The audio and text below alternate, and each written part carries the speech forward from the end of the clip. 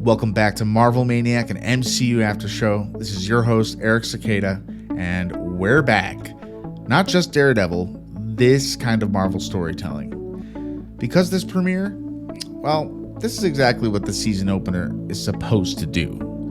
It moves fast, it hits hard, and more importantly, Daredevil isn't just fighting criminals anymore. He's fighting a New York that's been rebuilt against him. We open on the Northern Star, this massive freight ship just off the New York harbor. And immediately, no waiting, no slow burn, Matt is already in motion. Daredevil boards the ship, and we get exactly what we wanted. Tight combat, brutal takedowns, full control of the space. This is everything I could have wanted.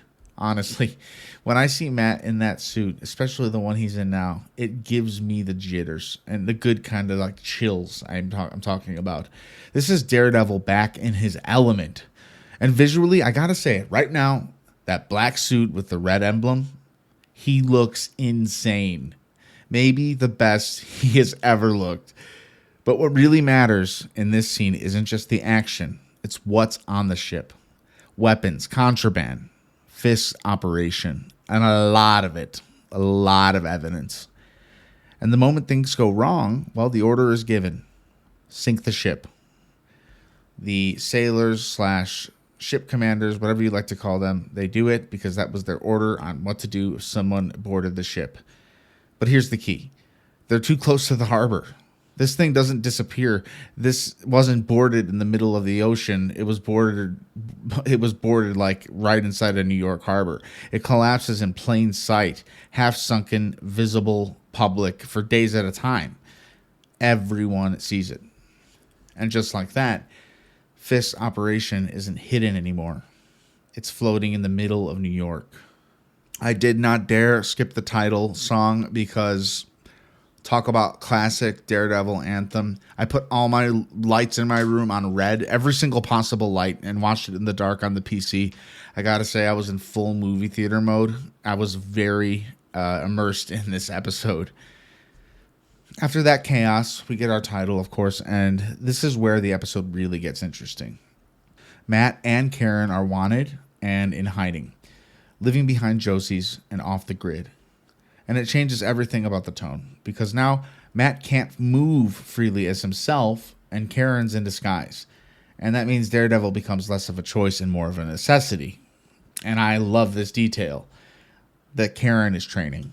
She's hitting the dummy. She's getting sharper. I mean, she's not just like girl punching, as you would call it. She is kicking some ass against this dummy. She's not just surviving. She's preparing. And Matt's smiling, like actually smiling. And it's subtle, but it matters. Because last season, Matt was drowning. And it hurt my heart to see the guy so down. So now, there's still pain. There's still foggy. But with Karen, there's light again. And that balance, well, that's what gives this version of Matt weight. Now, we zoom out. Because the real story of this episode isn't just the ship. It's what Fisk does after. He flips the narrative instantly. Calls it a terrorist attack, blames Daredevil, controls the message. And the scary part? People believe him. The city believes him. They love him as mayor. He has totally got everybody eating out the palm of his hand. Even when the evidence is literally sitting in the harbor. And then it gets worse. Government agents show up and immediately fold after one call. The task force is openly violent, corrupt, unchecked. The legal system is being manipulated. Even psychiatry is being weaponized. Every system that's supposed to protect people is bending toward Fisk. And that's the shift. Fisk isn't just running crime anymore. He's running New York. There's a lot being set up here, too. And it all feeds into that same idea. B.B. Urich is continuing Ben's legacy. Swordsman being manipulated and buried. Heather fully turning into a Fisk pawn. Mr. Charles showing up. A mysterious, connected, and not afraid of Fisk type of guy. And then we get the name drops. Jessica Jones, Valentina, Allegra, de Fontaine, Val. The board is expanding, even if they're just off-screen phone calls or on-screen phone calls. This isn't just a street-level story anymore. Something bigger is moving. And then we get the ending. Cherry gets targeted by the task force. Brutal scene. No hesitation. No limits. Matt shows up as Daredevil and just clears the room. But then it happens. He hears Cherry's heart. And it's not just sound. It's memory. It's foggy. And it's that same helpless moment all over again. And that's what really gets Matt. And he freezes while fighting these guys just long enough. And they get him. They beat him down. They rip his mask off. And for a second, it honestly feels like this is it. And if the show weren't called Daredevil, I'd be a little bit more worried about him. And then, out of nowhere, they drop one by one. We don't even see it happen. It just happens so fast. Just precision. Control. And the blade that hits the floor after it all says you're welcome on it. Bullseye. And that's how this episode ends. Not with victory, not with control, but with chaos and questions. Because if Daredevil needs Bullseye to survive, what kind of war is he walking into? This premiere doesn't just bring Daredevil back. It shows us that the city he protects has already been turned against him. And that's just what makes this season already feel different. So before we wrap up, I want to go do something I used to do back in the early days of this show. Check in with the fans. And over on r/Marvel Studios, the energy is exactly where you'd expect.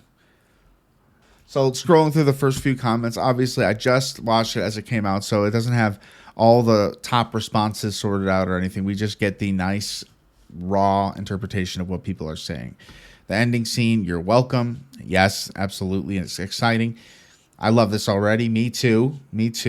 Joshua the boss. The intro was insane. Velocity Reaper says, and honestly, I couldn't agree more. I love that intro. I love seeing DD in action, kicking some major Kingpin ass. Although it seems to be spiraling.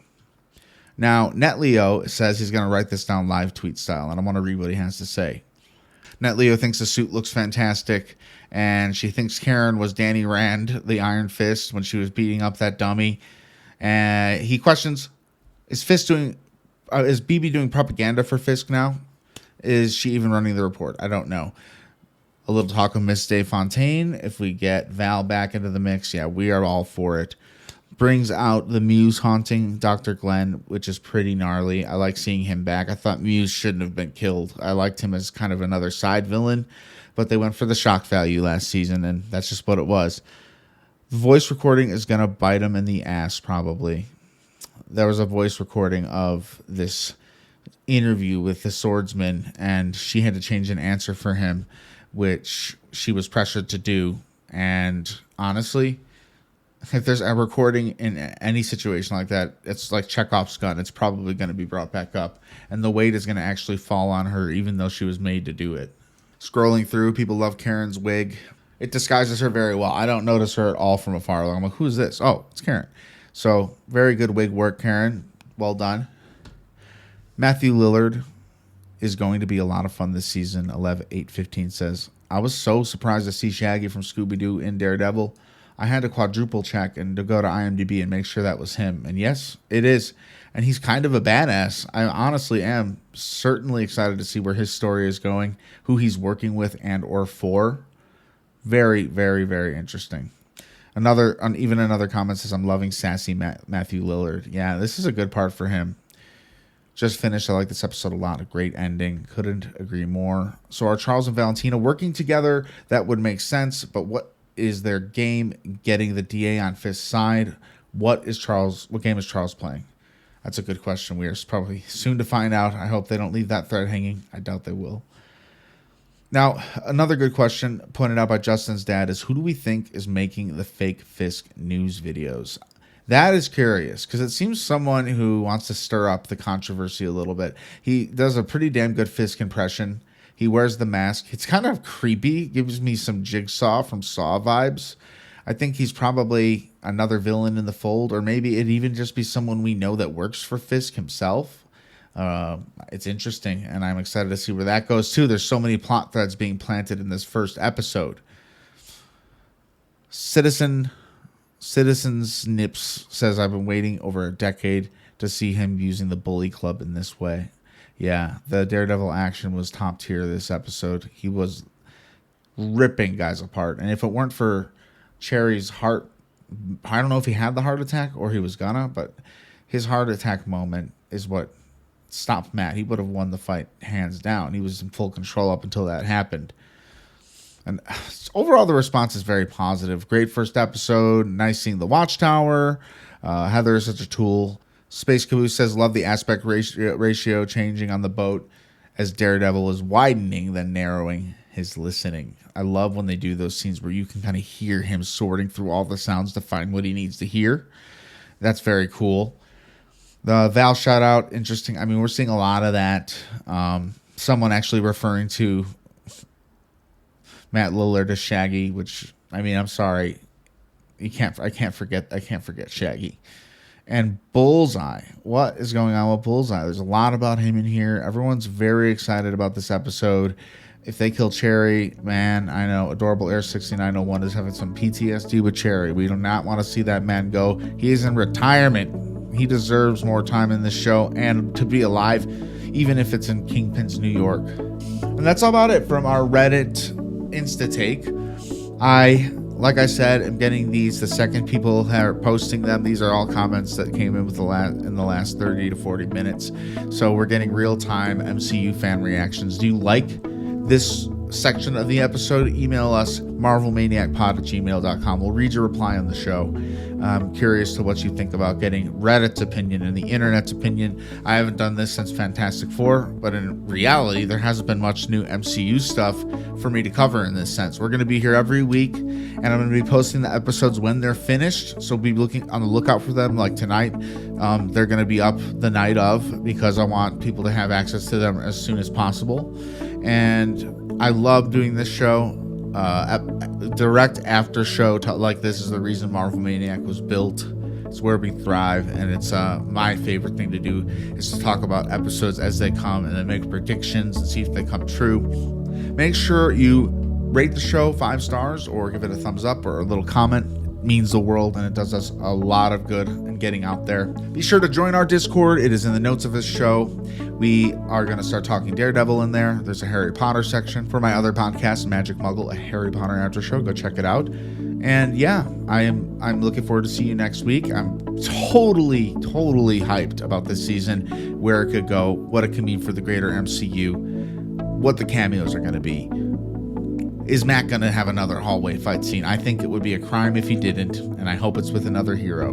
Will the Defenders reunite? We are all soon to find out on Marvel Maniac and MCU After Show. Again, I'm Eric Cicada, your host. We'll see you next week, and until then, Avengers, disassemble.